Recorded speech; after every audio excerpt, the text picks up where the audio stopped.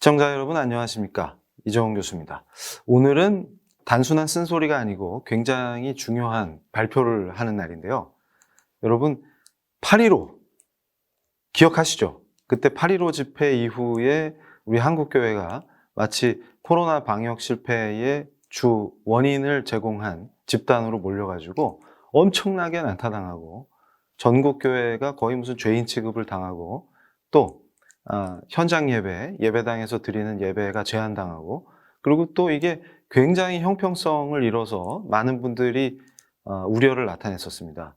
불교계에서는 2,000명이 모이는 집회도 하는데 교회에서는 속장 모임 했다고 폐쇄당하고 이런 일이 막 벌어졌는데요. 과연 정말 교회가 주 원인이냐 방역 실패에 이런 의문도 많이 드셨을 거예요. 그런데 저는 뭐를 더 중시하냐면 현대 정치에서 여론은 굉장히 중요합니다. 그런데 우리 기독교가 그동안 이 여론에 대해서 별로 신경을 안 써왔어요. 가령 8.15 때문에 코로나 방역에 실패했다.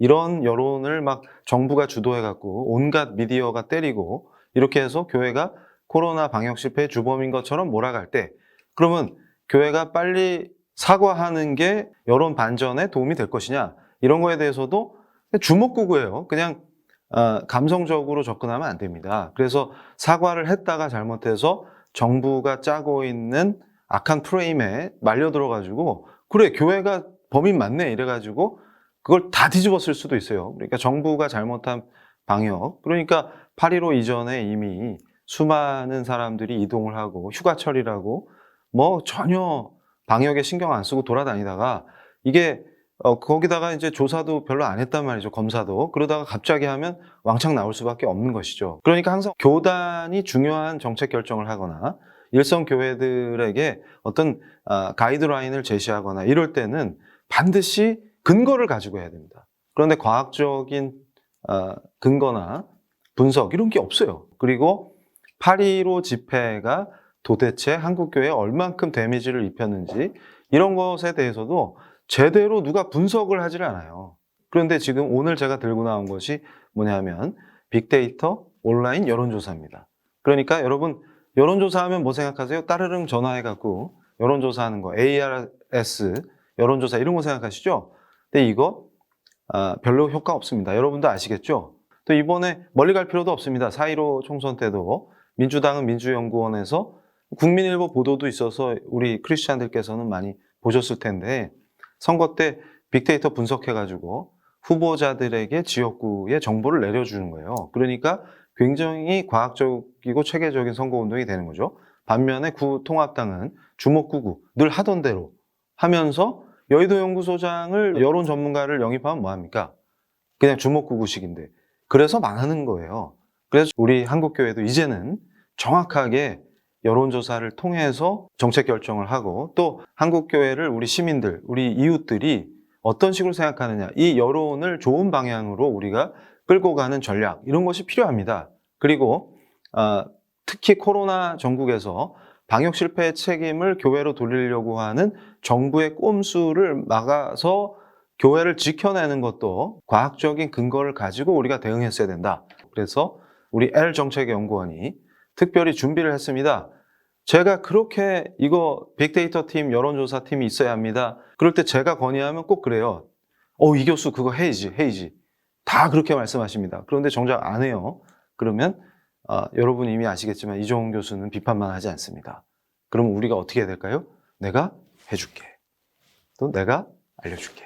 이게 우리 모토 아니겠습니까? 그래서 이종훈 교수의 L정책연구원이 특별히 우리 훌륭한 빅데이터 팀과 만나서 이번에 연구 결과를 지금 이 방송을 통해서 여러분들께 발표를 해드리려고 합니다. 기대가 되시죠? 그래서 오늘 특별히 모셨습니다.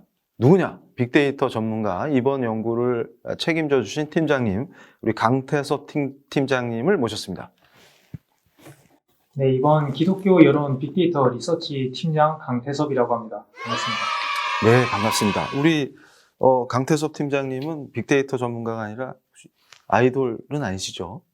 네, 죄송합니다. 일단 그러면 기독교 온라인 빅데이터 여론 분석 이렇게 제목을 던지셨는데 이번에 어떤 연구를 지금 수행하신 거죠? 이번에 기독교와 관련된 8.15 집회부터 해서 그 이전에도 기독교와 관련된 굵직굵직한 사건들은 계속 이어져 왔습니다. 네. 그런데 이번에는 약 1년간의 여론 데이터를 활용을 해서 기독교가 각 사건에 따라서 여론 반응이 어떻게 변했는지를 추적하고 키워드를 도출해내는 그런 연구를 진행하고 있습니다. 아, 그렇군요. 그러니까 지금 키워드를 도출한다는 거는 여러분 전화해갖고 어떻게 생각하세요? 이렇게 물어보는 허접한 여론조사가 아니고 여러분들이 주로 속마음을 털어놓는 데가 어딥니까? 온라인상의 SNS에 여러분의 속마음을 다 털어놓죠. 그럼 우리가 그런 키워드를 가지고 우리 시민들의 속마음을 읽어내는 거예요. 엄청난 작업인 거죠. 자, 그러면 우리 강 팀장님이 준비를 오늘 많이 해오셨는데 온라인 여론조사, 기독교도 이제 시작해야 된다.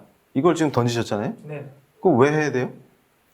이미 서울시나 경기도를 비롯한 이런 행정단체들에서는 이미 아이디어부터 기획 단계부터 국민들의 의견을 네. 이미 적극적으로 수용을 하고 있습니다. 그렇죠. 반면 이제 기독교인도 이제 1천만 명이 넘는 시대인데 이런 최대의 종교 안에서 온라인 여론조사를 진행하지 않는 것은 약간 시대에 뒤처졌다. 이렇게 네. 볼 수가 있겠죠. 네. 그런데 기윤실이라는 데서 나름 뭘 조사해갖고 얘기를 하는데 그게 거의 속된 말로 뻥카 수준이라고 그러는데 맞습니까?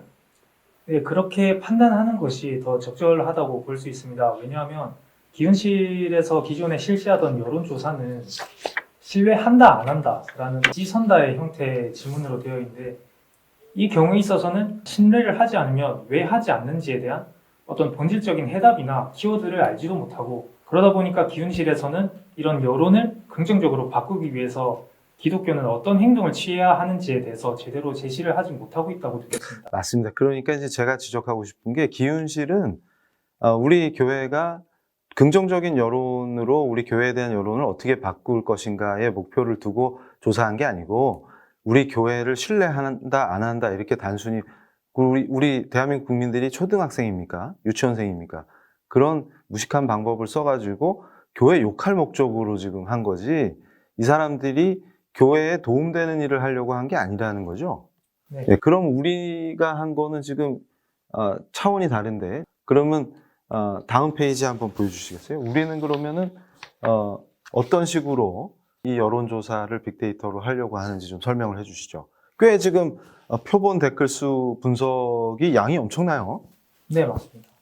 1년여 동안 네이버랑 다음, 유튜브에서 활용된 데이터를 모두 수집을 했기 때문에 그 표본의 수가 기존 여론조사에서 진행되었던 이런 1000건 단위가 아니고 350만 건의 댓글에서 아이고, 예. 해당 댓글을 다시 5,500만 개의 단어로 분리를 합니다.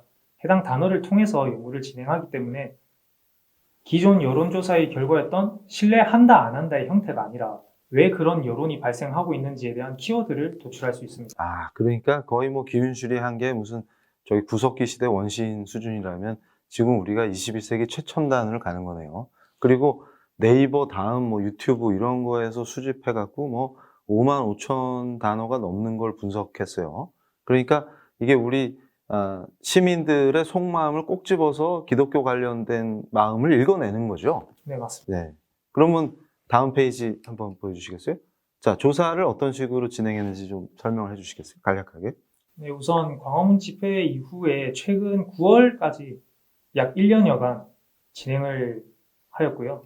그 1년간의 기독교와 관련된 일련의 사건들을 타임라인 위에 표시를 해둔 것입니다. 너무 좋네요. 이게 지금 보니까 타임라인 안에 드러난 게 굉장히 의미 있는 사건들이 있어요. 지금 교계에서는 차별금지법 반대를 시작했고, 그 다음에 8.15 때 이게 이제 우리 교회가 마치 이 방역 실패의 가장 중요한 원인인 것처럼 뒤집어 쓰는 8.15 집회가 터졌죠. 그러면 이 8.15 집회가 우리 교회 여론을 얼만큼 악화시켰는지 이런 것도 지금 정확하게 분석이 안 돼 있단 말이죠. 거기에 또 여론이 나빠지니까 성급하게 사과를 했어요. NCCK나 이런 단체들이 나서서 이런 것이 또 우리 교회에 어떤 영향을 끼쳤는지 과학적으로 분석이 됐습니다.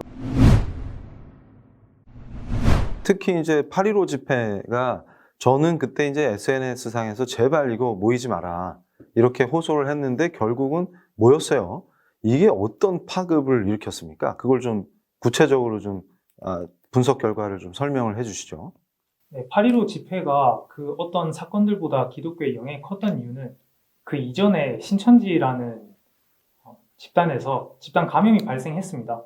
해당 감염 발생으로 인해서 기독교도 그런 일이 생기지 않을까 하는 여론의 어떤 공포심이 있었는데 8.15 집회를 통해서 그 걱정이 실현이 되면서 여론의 분위기가 최악의 상황까지 그렇군요. 그 그래프도 그리신 것 같아요. 한번 보여주시죠. 여기 보시면 지금 이게 조사한 그래프지 않습니까? 네.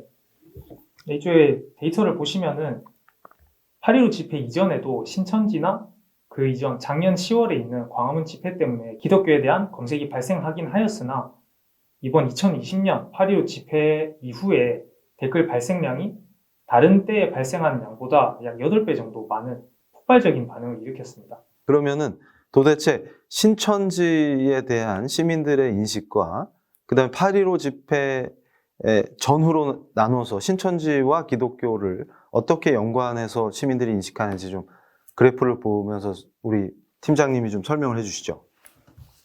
네, 해당 그래프는 LDA라는 알고리즘을 활용을 해서 여론 반응이 어떤 주제를 가지고 있는지를 도출해주는 그런 분석 자료인데요. 먼저 1번 주제 토픽을 보면 신천지와 교회, 기독교가 한 범주 내에서 같은 주제로 표현이 되고 있습니다. 다만 차이점은 주제 내부에서는 어떤 부정적인 표현이나 평가를 하는 표현은 없음을 알 수 있는데요. 이 점에 따라서 8.15 집회 이전에는 대중들의 여론은 기독교와 신천지의 차이가 무엇인지, 기독교는 무엇인지에 대해서 의구심을 갖고 관심을 갖게 되는 그런 방향성을 가졌다고 볼 수 있습니다. 네. 그러니까 아주 중요한 의미가 담겨 있는데 시민들이 신천지는 교회와 다르다. 그러니까 교회는 신천지하고 다른 존재다. 이런 거를 인식을 하고 있었던 거죠, 나름. 네네. 그리고 뭐가 다른지 또 궁금해하고. 네네. 그러니까 신천지는 반사회적 집단이라 이 코로나 확산의 주범일 수가 있지만 그래도 정통교회는 그것과 다르다. 그러면 둘은 뭐가 다르지? 이런 게 시민들이 궁금했던 거죠. 네, 맞습니다. 집회 전에 먼저 같은 범위로 엮어지는 단어를 보면 교회, 예배, 목사, 신천지, 기독교 등등 신천지와 기독교가 공통적으로 활용하고 있는 용어들이 한 주제 내에 뭉쳐져서 많이 표현되고 있습니다.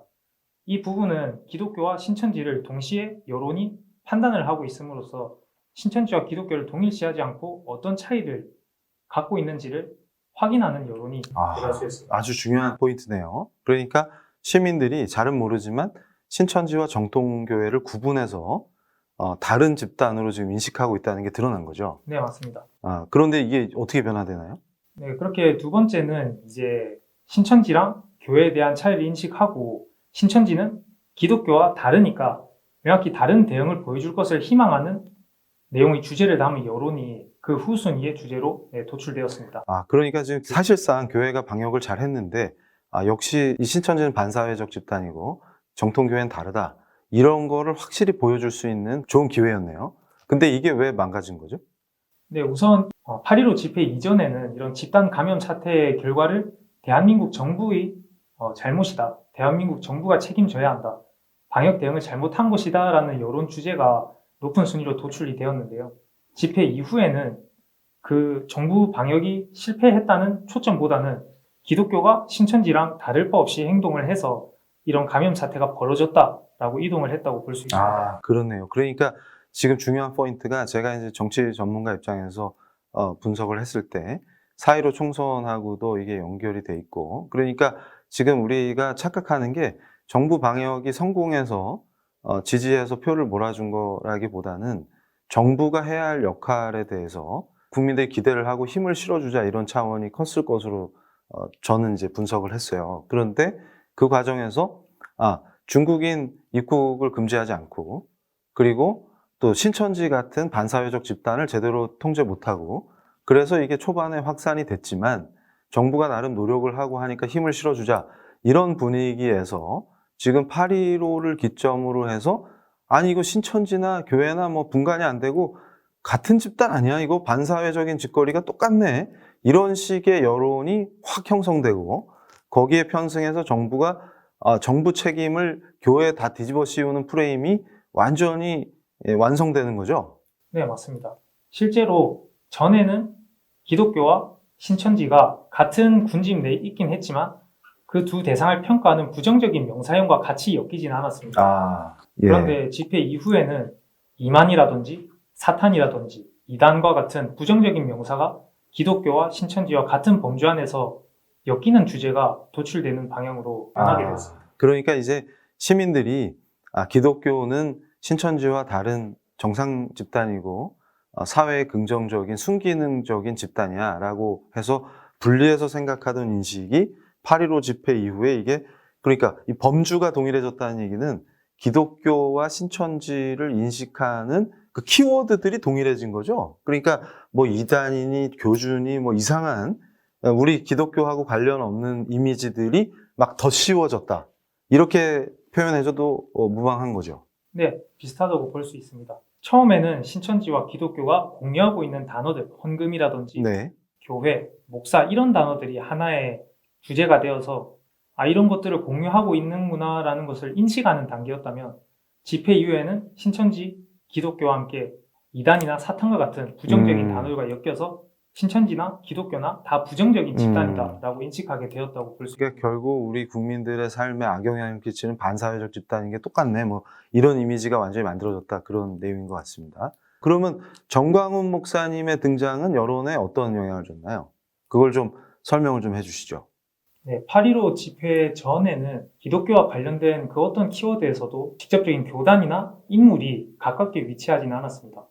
그런데 이제 8.15 집회 이후에는 분석 결과 정광훈이라는 이름 키워드가 기독교와 가장 가까운 근접치로 다가오게 된 것이 큰 변화라고 할 수 있습니다. 그러면 아예 완전히 정광훈이라는 목사님 개인 이름이 기독교를 대표하는 이름처럼 여론이 완전히 굳어져 버리는 현상이 나타났다고 볼 수 있나요? 네, 정확히 그렇습니다.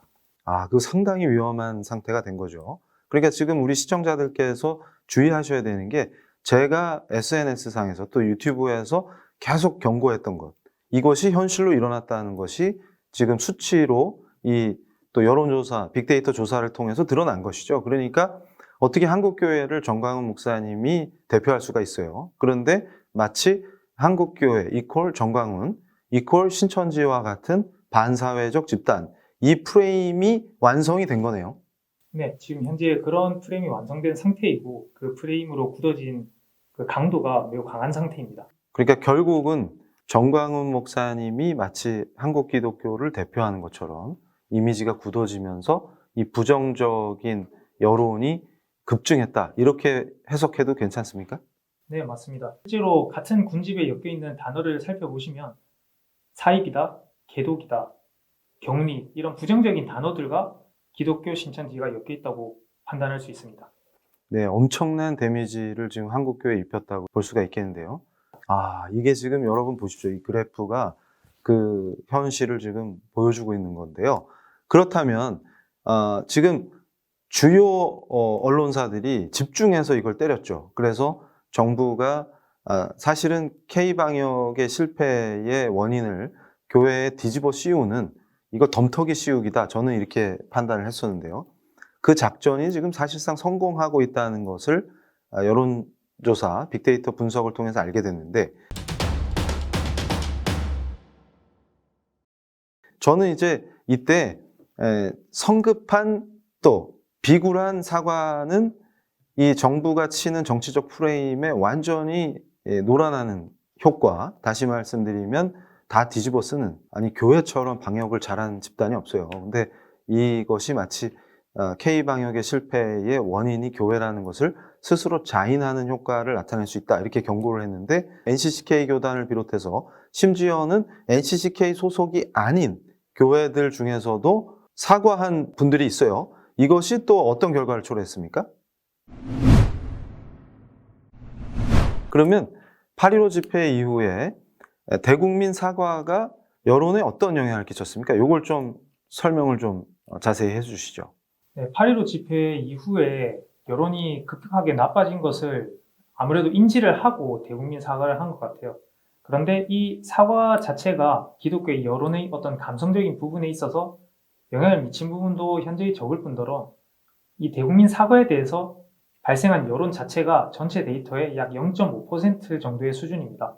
즉 실제로 여론은 기독교에서 사과를 했다는 사실 자체에 큰 관심을 두지 않았고 관심을 둔 여론조차도 꼬리를 잘랐네 하는 부정적인 의견을 담고 있는 것이 대부분의 의견이었습니다. 네, 그러니까 제가 예측한 거랑 정확하게 맞아떨어지는 게 이거 지금 사과해봤자 이거 그 정부가 짜는 정치 프레임에 뒤집어 쓰기만 강화할 뿐이지 아무런 효과 없습니다. 제가 그렇게 외쳤는데 이런 식의 사과를 해버렸어요. 결국은 별 관심도 못 끌었을 뿐만 아니라 그렇지만 지금 뒤집어 씌는 역할은 한 거죠. 네, 맞습니다. 그러니까 스스로 우리가 방역 실패의 원인이야 이거를 자인하는 그래서 다 뒤집어 쓰는 혐의를 그런 거를 지금 그러니까 이게 수사할 때 자백하는 거랑 비슷한 거 아닙니까? 기독교에서의 방역 실패를 인정을 했다고 밖에 여론은 받아들이지 못했다고 보는 것이 맞습니다. 그렇죠. 그러니까 지금 교회 때문에 방역 실패한 거 맞네. 정부 책임이 아니네. 이걸 뒤집어 쓰는데 기여했다. 지금 이렇게 볼 수가 있는 것이죠. 그래서 제가 얘기하는 게 사과도 제때 해야 된다. 그리고 악한 정치 세력을 대응할 때는 아무 때나 아무렇게나 사과하면 안 됩니다. 왜냐하면 사과하는 그 선한 마음을 받아들이는 게 아니라 그걸 정치적으로 악용할 수 있죠. 네, 교회가 사과를 진행을 하면은 여론이 긍정적으로 받아줄 수도 있고 부정적으로 받아줄 수도 있습니다. 그런데 저희가 분석한 자료에 따르면은 차트상 감성 분석 결과가 진행되어 있는데 사과를 진행한 부분에 있어서 어떤 긍부정의 영향도가 거의 없다고 볼 수 있고요. 그리고 그 당시에 발생한 댓글 내에서 빈출 단어들을 보면 꼬리, 손절, 늦어, 이제 와서 등의 부정적인 의미를 담은 단어들이 빈출 단어로 많이 검출되었습니다. 아, 그렇군요. 그러니까 제가 사실은 이거 진행하면서 속상해서 개독 이런 표현은 제가 직접 제 입에 안 담으려고 그랬는데 사실은 이게 지금 8.15 집회 이후에 정광훈 현상으로 과열되고 이거를 언론이 마치 한국교회를 정광훈 목사가 대표하고 또 방역에 비협조적인 것만 집중 보도하면서 완전히 지금 교회가 개독이라는 프레임에 몰려서 정부가 원하는 대로 지금 모든 잘못된 것들을 뒤집어 썼는데 거기에다가 이제 사과까지 해버리니까 스스로 자인해가지고 이걸 왕창 뒤집어 쓰는 결과를 가져왔다. 뭐 그런 상황이라고 봐도 되겠네요. 네, 오히려 기독교 안에서도 꼬리 자르기를 하고 단결이 되지 못한다는 이미지까지 추가된 것으로 확인할 수 있습니다. 그러니까 이게 지금 단일 대우로 대응을 해도 지금 여론을 바꿀까 말까 한데 누구는 사과하자, 누구는 안 된다 이러면서 옥신각신하고 이런 과정에서 분열 세력이라는 이미지까지 또 시민들한테 심어주는 그러니까 제가 볼 때 저 NCCK가 지 혼자 착한 척하다가 전체 교회에 또 데미지를 입히는 그런 결과를 나타냈다고 볼 수 있겠네요. 그럼 다음 페이지 한번 보여주시겠어요? 자, 그러니까 지금 뭐 우리 시청자들께서 이 자료를 보시면 다 이해가 되시겠지만 부정적 어감이 상당히 많이 증가하고 그 다음에 이제 기독교 및 정부의 변화, 대응을 촉구하는 표현이 증가하고 그러니까 지금 저 정부의 대응을 촉구한다는 얘기는 교회를 좀 때려잡아 달라 뭐 그런 얘기인 거죠 지금.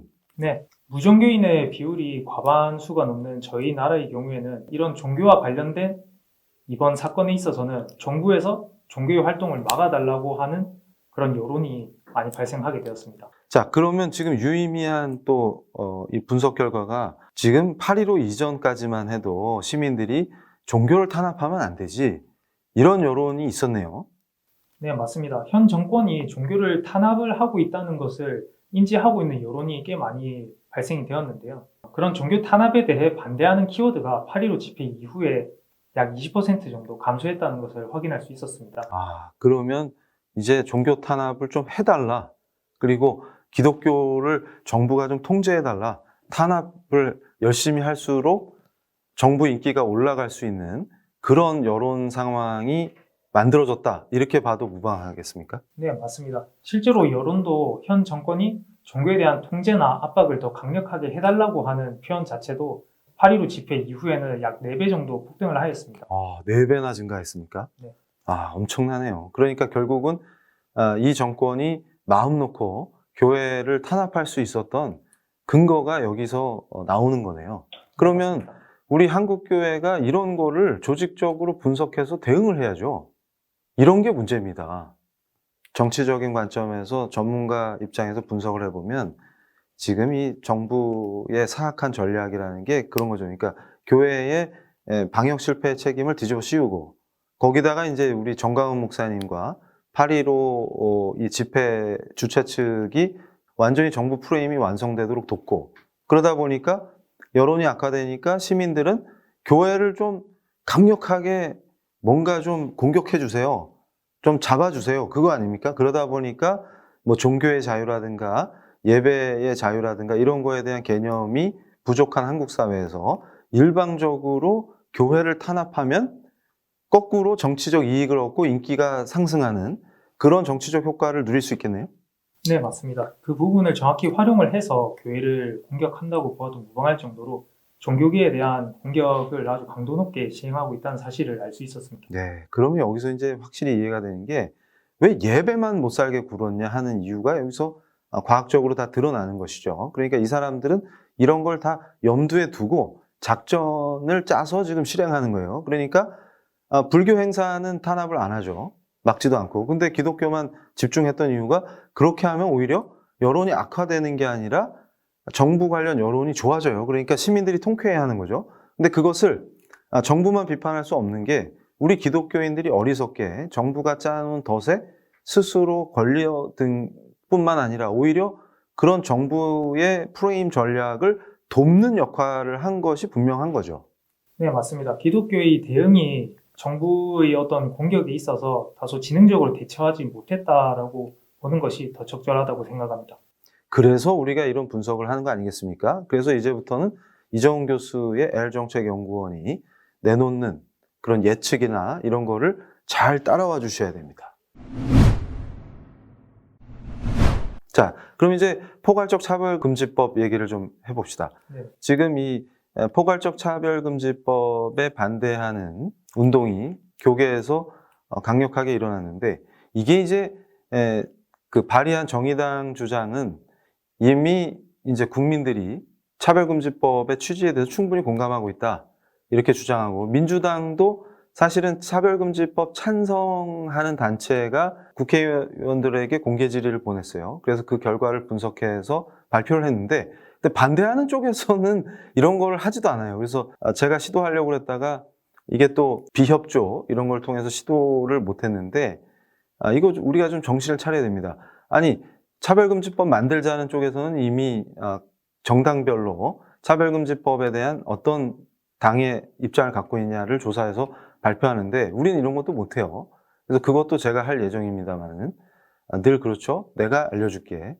그런데 지금 중요한 것이 정의당이나 민주당에 찬성하는 의원들은 이게 이제 이미 한국 사회의 여론이 공론화가 됐다. 그러니까 이제 충분히 인지가 됐다. 이제 통과만 시키면 된다.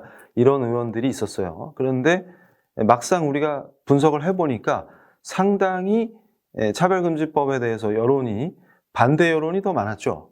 네, 반대 여론이 찬성한다는 여론보다 압도적으로 많다는 사실을 확인할 수 있었는데요. 그 근거로는 관련된 기사에 있는 댓글에서 반대라는 키워드를 포함한 댓글이 찬성 키워드를 포함한 댓글보다 거의 100배 가까이 많이 발생한 것을 확인할 수 있었습니다. 네, 그러니까 우리 국민들은 압도적으로 차별금지법을 반대하는 여론이 지금 승한 거죠. 그러니까 앞으로 이걸 더 여론을 확산시킬 수 있는 전략적인 운동들이 펼쳐질 때 더 강력한 반대 여론을 만들어 나갈 수 있겠습니다. 자, 그럼 다음 페이지 한번 보시겠습니까? 원래 기존에 그 기독교가 어떤 정치적인 부분에 있어서 목소리를 내는 것에 대해서 매우 부정적인 경향을 띠는 여론이 많았는데 차별금지법에 대한 기사에 있어서는 그런 경향성이 긍정적인 방향으로 약 35% 정도 수준으로 크게 상승했다.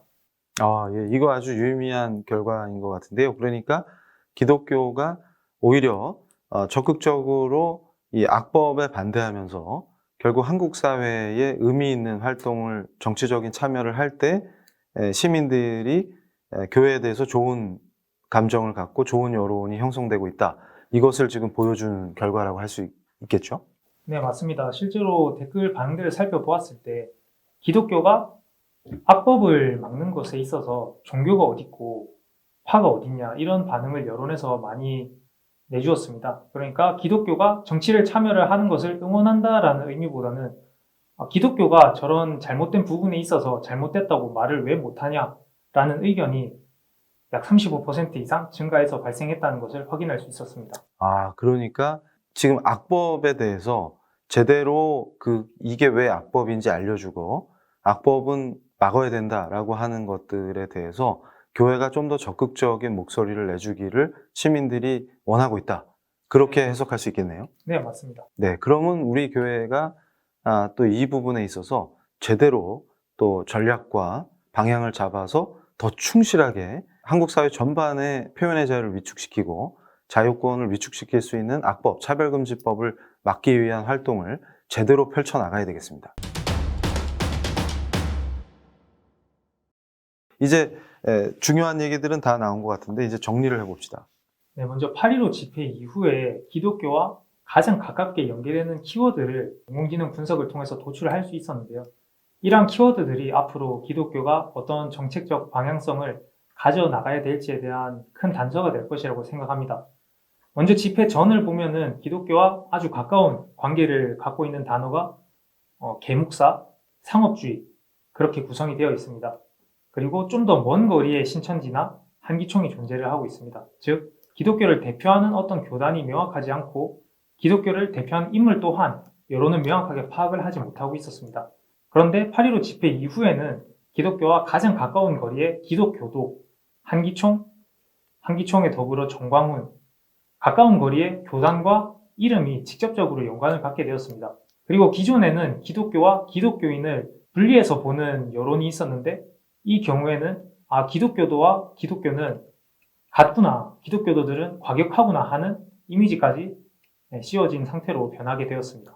네, 아주 중요한 부분인데, 그러니까 사실 이제 지금까지 나눴던 얘기들을 종합해 보면 지금 8.15가 끼친 영향이 지금 한국 교회에 엄청나요. 데미지가 크고. 그런데 저는 이 빅데이터 분석 결과를 보면서 또 중요한 얘기를 하지 않을 수가 없는 것이 사실상 우리 한국 교회는 개교회 중심이기 때문에 집단적으로 뭔가에 대응한다거나 아니면 캐톨릭이나 조계종처럼 중앙 집권적인 구조를 갖고 있어서 단일한 어떤 대응 이런 게 거의 좀 어려워요. 그런데 지금 심각한 것은 8.15 이후에 부정적인 이미지 속에서 한기총, 그러니까 한교총하고 한기총을 우리 일반 시민들은 구분을 못하죠. 그건 당연한 거죠. 그런데 지금 한기총과 정광훈 목사님이 한국교회를 대표한다라는 식으로 지금 여론이 만들어지고 그것이 또 긍정적인 의미에서의 대표성이 아니라 즉 폭력성, 그 다음에 반사회성, 그 다음에 상업주의는 이미 있었던 거고 과격성 이런 게 주로 이제 사랑제일교회로 대표되고 그리고 이제 또 여기다가 보수 야당하고 이미지를 연결해서 치는 프레임이 또 먹혔네요. 보니까 이런 것들이 그러니까 미치광이 등등등 거기다 이제 황교안 전 대표까지 같이 싸잡아서 돈벌레, 사회학, 계목사, 사이비 이런 키워드로 다 묶인 거예요, 지금. 그래서 이렇게 부정적인 여론이 엄청나게 만들어진 겁니다. 그럴 때 지금 한교총이나 주요 교단들이 이런 것들을 제대로 대응하느냐? 그러면 이렇게 여론이 변화된지도 몰랐겠죠. 그래서 또 내가 알려줄게. 그래서 지금 알려드렸잖아요. 그럼 이제 앞으로 어떻게 할 겁니까? 이게 굉장히 중요한 거예요. 그러면 이미지 개선, 그리고 여론의 긍정적 변화, 이런 것들을 이렇게 빅데이터 분석을 통해서 과학적으로 이런 여론의 흐름에 이런 영향과 이런 결과가 나타났구나를 알아야 거기에 대한 정확한 대안, 그러면 이런 결과를 어떻게 개선해 나갈 것이냐 이런 것들에 대해서도 답이 나오지 않겠습니까? 그래서 오늘은 우리가 여기서 한 번에 다 하면 또 재미가 없어요. 그러니까 대안 제시 내가 알려줄게. 그거는 2편에서 다시 찾아뵙도록 하겠습니다. 오늘 어쨌든 이렇게 유의미한 조사 결과를 가지고 함께 대담해 주시고 또 연구에 함께 참여해 주신 우리 빅데이터 전문팀 감사를 드리고요. 우리 강 팀장님, 우리 시청자들께 마지막 인사 한번 드리시죠. 네, 이번에 기독교 빅데이터 여론조사를 하면서 저희 대한민국에서 기독교가 어떤 인식을 가지고 있는지, 그리고 기독교는 한국인들에게 어떻게 잘못된 방식으로 접근을 해왔는지를 파악할 수 있었습니다. 다음 2부에서 교수님이 진행하시는 해결 방법에서 기존의 기독교가 접근하지 못했던 다양한 방법론들이 제시될 수 있을 거라고 생각합니다. 어떤 문제를 해결하기 위해서 가장 중요한 것은 현 상황에 대해서 정확히 이해를 하고 있는 것입니다. 측정할 수 없으면 관리할 수 없습니다. 현 기독교의 사항을 제대로 측정을 해서 올바른 정책을 다시 내놓을 수 있도록 교수님을 저희가 열심히 도와드리도록 하겠습니다. 감사합니다. 감사합니다. 하여튼 우리는 안 좋은 거 악화시키는 쪽으로 되게 잘해요. 그러니까 이제 앞으로 우리 강 팀장님과 제가 협력해가지고 이거를 잘하는 거, 그리고 좋은 방향으로 끌고 나가는 그 브레인 역할을 확실히 해봅시다. 네. 감사합니다. 감사합니다.